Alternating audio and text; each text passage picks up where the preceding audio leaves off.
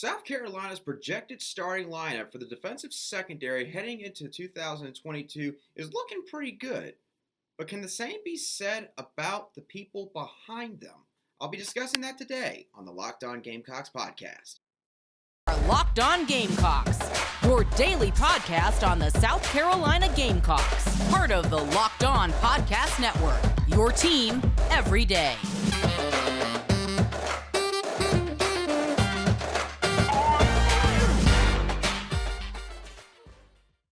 Hello, Gamecock Nation, and welcome back to the Locked On Gamecocks podcast, your show for daily headlines, potential storylines, and your favorite South Carolina Gamecock sports teams. I'm your host, as always, Andrew Lyon, and as always, thank you for making the Locked On Gamecocks podcast your first listen every day. We're free and available on YouTube and wherever you get your podcast daily.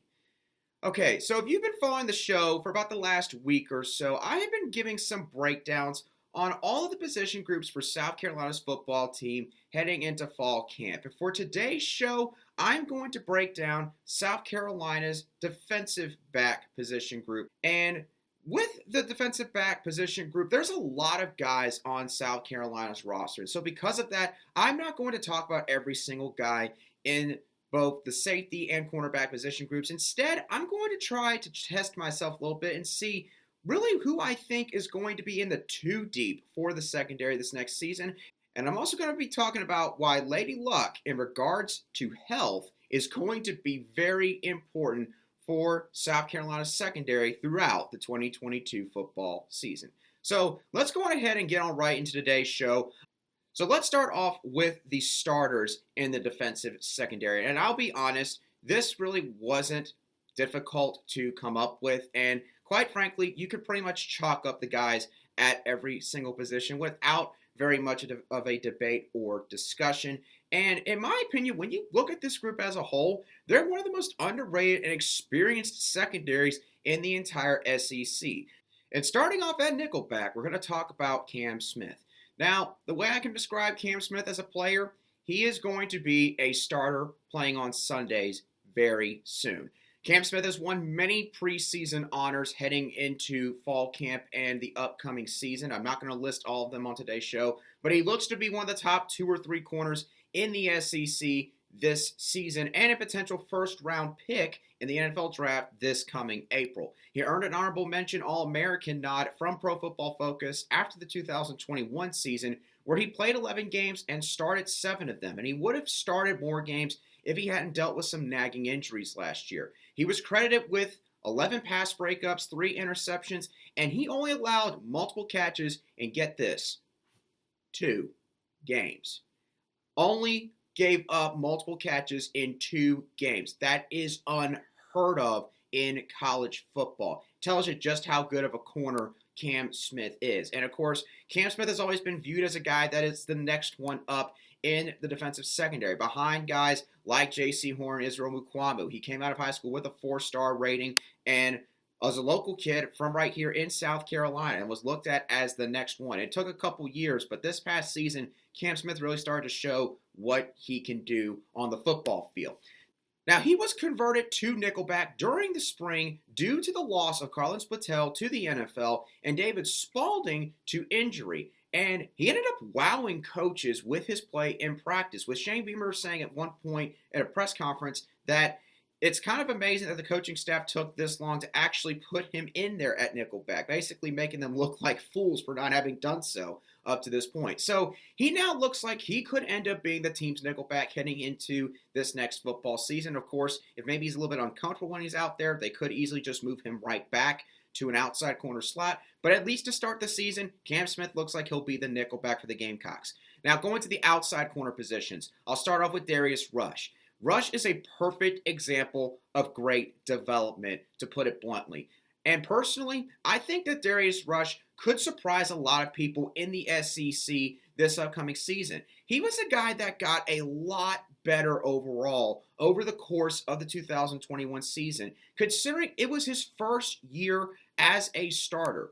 Now, he did undergo shoulder surgery in the offseason, which did cause him to miss the spring entirely. But Rush, in my opinion, with another year in this system, could be an all-SEC caliber corner. And again, The fact that he came to South Carolina playing quarterback in high school, was then moved to wide receiver his first year, then a little bit into his second season, played corner. Then 2 years ago, he got some playing time, but mainly on special teams. Then last year, pretty much out of necessity, he got put right in the lineup. And Darius Rush went out there and did really well considering the circumstances. And again, because of all that, I think that Darius Rush is primed to surprise a lot of people that aren't South Carolina fans this next season. Now, the other outside corner starter, in my opinion, is going to be Marcellas Dial, who's a good athlete who I believe now is probably fully adjusted to Power 5 football. Now, he admittedly was a guy who, coming out of Georgia Military College in 2021, was someone who probably wasn't fully prepared to face the athletes that the SEC has to offer. Dial is a good athlete in his own right, and he also brings a solid frame. But obviously, as I've mentioned multiple times on this show, the players in the SEC are just different, especially when you're not playing against other junior college players. And in fairness to Marcellas Dial, there's very few that can handle that kind of transition quickly. And considering the circumstances, Dial didn't do bad. He played in all 13 games still last season, including 7 starts. And in my opinion, with Cam Smith being moved to nickel, Darius Rush obviously locking down the other outside corner slot, Dial now has had the chance to prepare and is ready and primed to take over one of these 2 starting corner slots this next season on the defensive side of the ball and show Gamecock fans what he can truly do. Moving on to the safety position real quick. Devontae Reed is going to be one of the starting safeties, and in my opinion, he is the most impressive transfer that no one outside of South Carolina is talking about regarding the transfer portal haul the Gamecocks had this past offseason. He's a graduate transfer, of course, from Central Michigan, and he's been one of the most productive safeties in the country during his college career, racking up 287 career tackles in 4 seasons with the Chippewas and playing in 43 career games, starting 41 of them. Now, I'm not, of course, saying he's going to be Jalen Foster. Foster was a fantastic player for this secondary last year, was a team captain, and was named a second-team All-American last year by the Walter Camp Foundation. So, and a very big honor for Jalen Foster. So I'm not saying he's going to do everything that Jalen Foster did, but I don't think we could have done any better than getting Devontae Reed in terms of a short-term replacement at this safety spot. And he lays the wood on anybody in his path, and he will instill fear in opposing wide receivers going across the middle of the field and running backs taking outside runs to the sidelines. And then for the last spot in the starting lineup, the other safety position, I'm going to go, of course, with R.J. Roderick. And I've simply turned him as a guy who's been around the block a few times. And in this case, this will be his 5th time going around the block. R.J. Roderick is a 5th-year super senior who has been a starter at some point in the season every year he's been here, playing in 43 career games and starting in 33 of them, collecting 198 career tackles in the process. That's just the kind of stuff that you cannot replace. Like Devontae Reed, he's known as a hard-hitting safety, and with his experience in the SEC, and like I've said with some of these other guys, another year in Clayton White's system, Roderick should be a veteran leader in the back end of this defense this next season. Now, of course, this starting lineup, when you look at the experience and when you look at the overall talent as a whole, looks to be one of the better secondaries in this entire conference, and I fully believe that. But I do believe, Gamecock fans, we need to have a conversation about the depth in the secondary and why we should maybe be concerned about that. But before I do get into all of that, for those of you who are interested in gambling, I do need to talk to y'all about BetOnline.net real quick. BetOnline.net is your number 1 source for all of your betting stats and sports information. You'll find all the latest sports developments, news, and odds, including college football and NFL futures, regular season Major League Baseball, and of course all the latest fighting news from MMA and UFC all the way to boxing. BetOnline acts as a continuous source for all of your sporting wagering information, and that includes live betting, esports, and a whole lot more. So again, be sure to head over to the website today or use your mobile device to learn the latest about the trends and action, because BetOnline is where the game starts.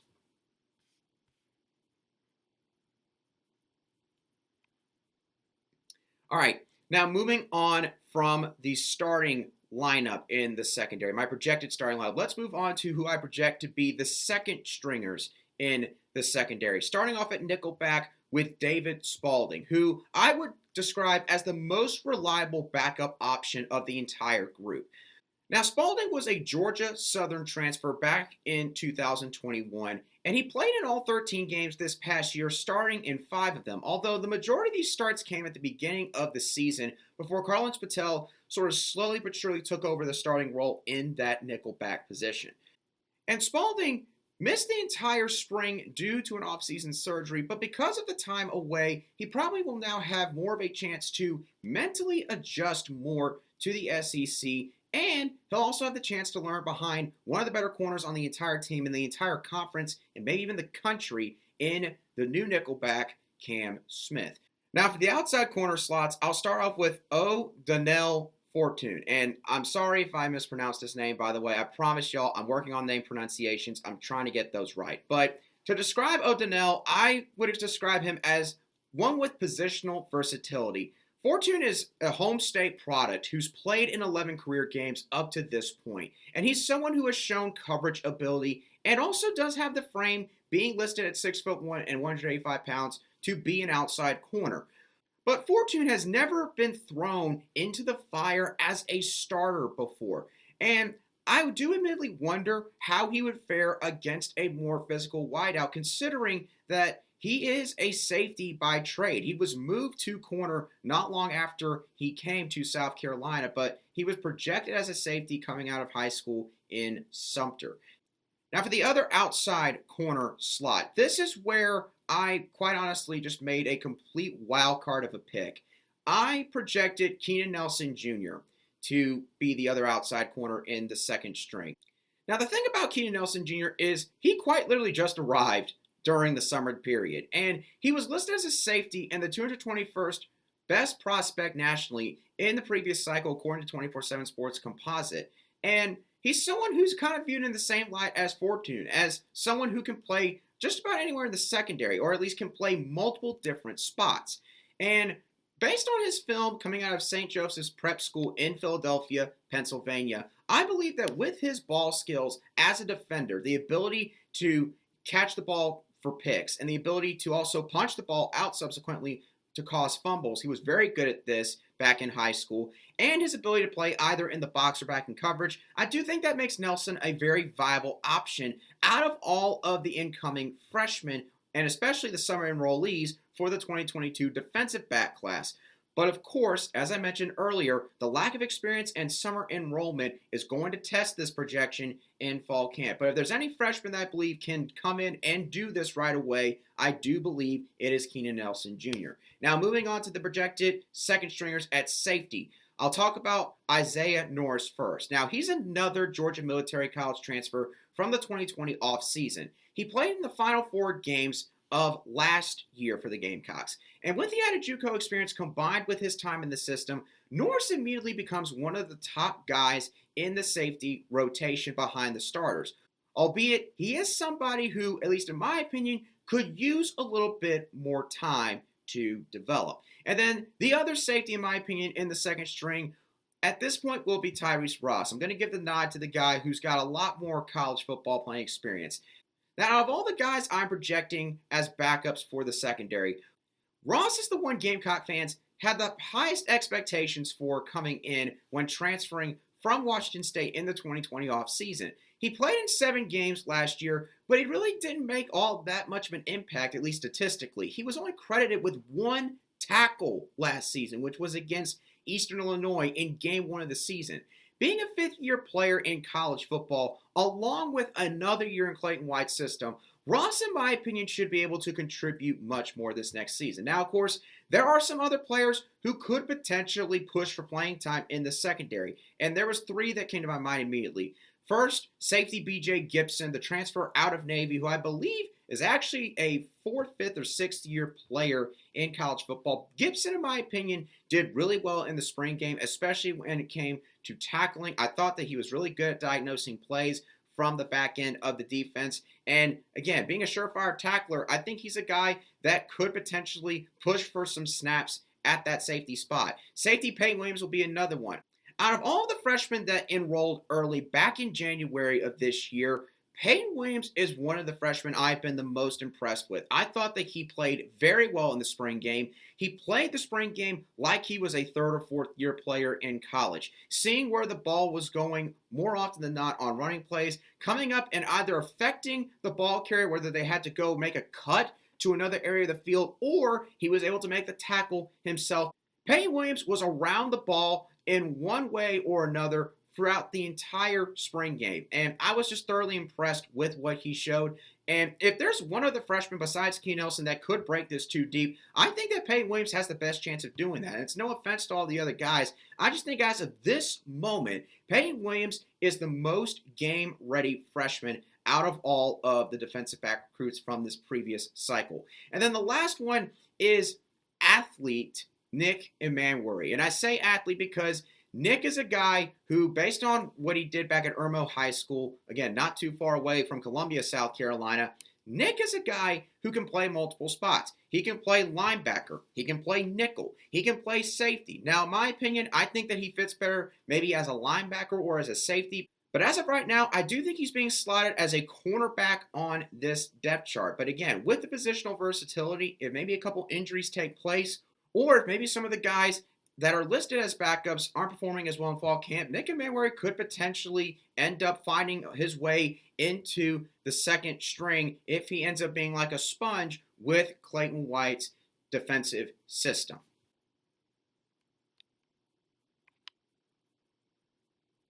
All right. Well, now that I have given y'all my projections for both the starting lineup and the backups for South Carolina's secondary on the defensive side of the ball, I'm going to discuss a couple of the reasons why South Carolina fans really need to hope that the starters in the secondary stay healthy in 2022. Now, I think that we would all be lying to ourselves if we didn't say that we had some luck on our side this past season. But when I say luck on our side, I'm of course mainly talking about health. And this goes for every single college football team every single year. If there's one thing that can derail a team's championship hopes, whether it be for the conference championship or even a college football playoff appearance or a national championship, it is always injuries. I mean, you look at Alabama. They lost their two top wideouts from the SEC title game onward, and when they played against a team like Georgia who could match their talent on the field, they just weren't able to come up with enough plays to win at the end of the day, at least in the national championship game, which of course mattered the most compared to the SEC title game. And of course, I'm not saying that South Carolina is going to win any championships or be competing for championships this year. I'm just saying that overall, no matter who you talk to, no matter what team you pull for, health is always going to be one thing that you really need to hope the ball bounces your way throughout the season. So for the reasons why this secondary needs to stay healthy, I'll start off first with the experience dip.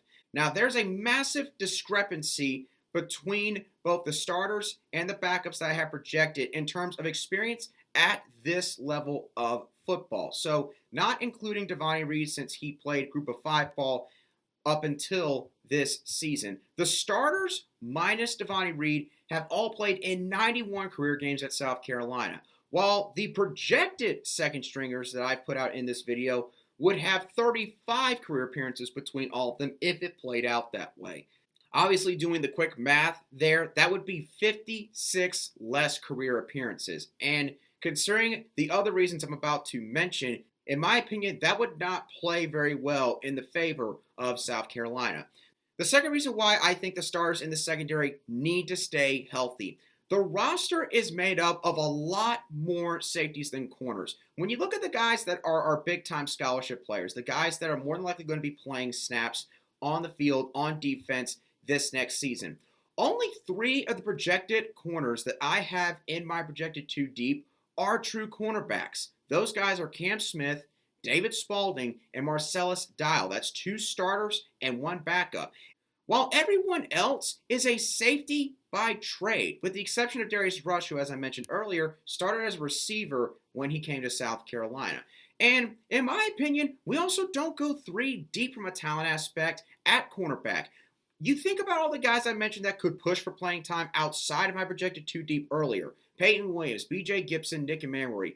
Out of all 3 of those guys, there's only one guy that I listed in that group that could maybe play nickel corner, and that is Nick Emmanwori. But Nick Emmanwori is going to be playing all over the place.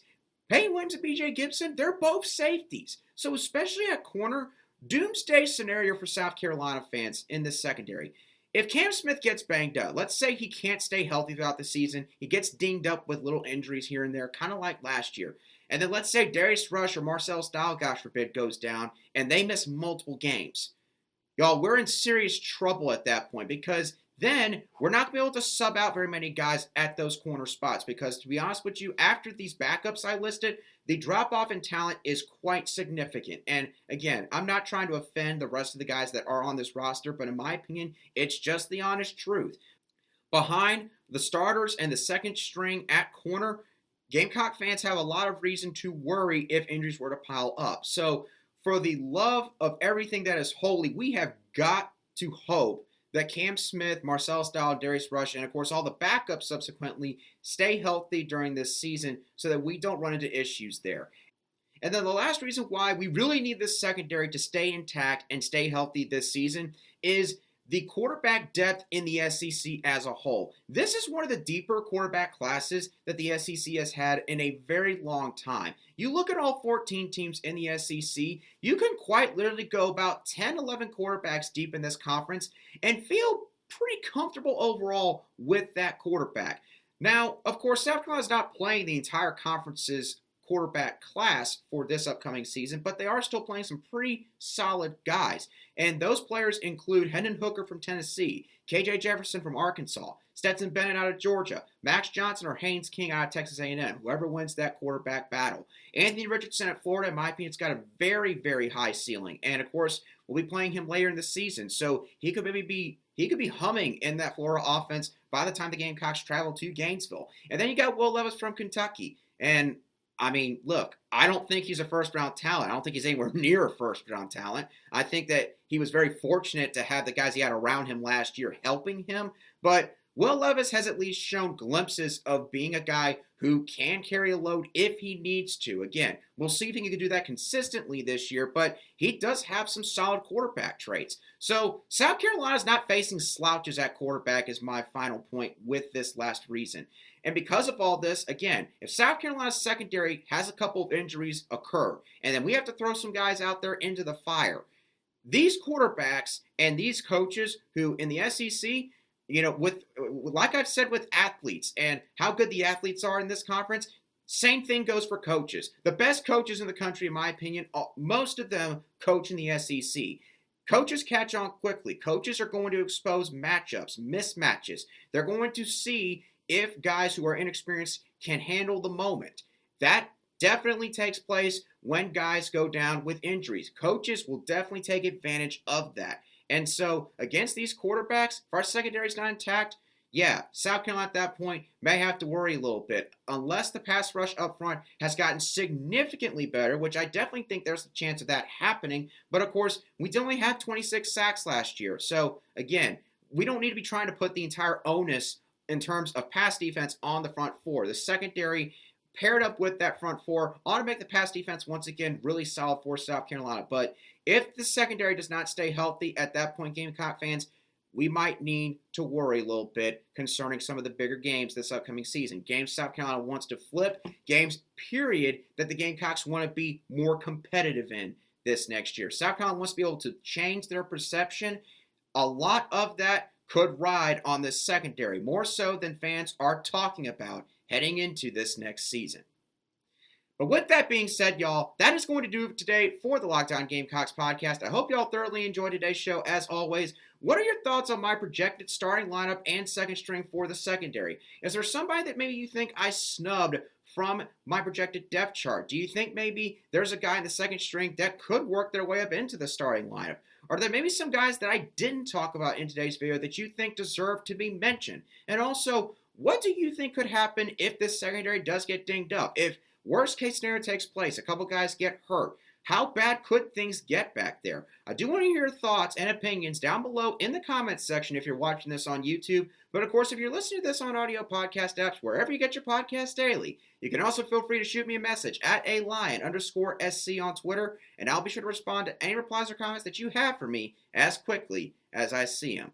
And of course, if you've enjoyed the Locked On Gamecocks podcast and you want to get more news on the entire SEC conference, then make Locked On SEC your second listen every day, where host Chris Gordy and the local experts of Locked On take you across the SEC in just 30 minutes. Again, make Locked On SEC your second listen after, of course, the Locked On Gamecocks podcast. But once again, y'all, that's going to do it for me on today's show. I hope that y'all have a great rest of your Wednesday, and I'll catch you all on the next show of the Locked On Gamecocks podcast.